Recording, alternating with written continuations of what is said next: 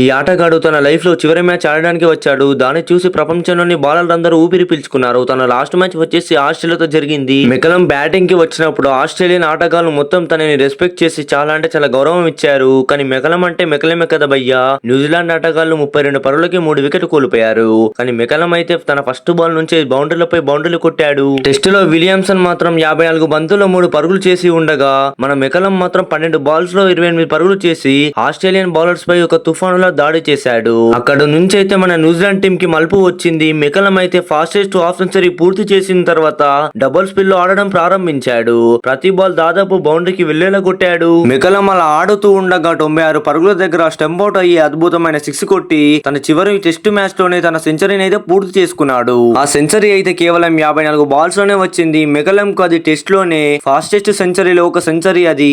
అక్కడ నుంచి కూడా మెకలం నిరంతరం షాట్లు ఆడుతూ ఆస్ట్రేలియన్ ఆటగాళ్లను అయితే చుక్కలు చూపెట్టాడు. దాని తర్వాత కూడా 110 పరుగులు చేశాడు. దాని తర్వాత 120, దాని తర్వాత 130, 145 పరుగుల దగ్గర అయితే క్యాచ్ ఇచ్చి అవుట్ అవుతాడు బ్రెండన్ మెకలం. అయితే అతను ఆడిన ఇన్నింగ్స్ అయితే ప్రపంచం మొత్తానికి గుర్తుండిపోయింది.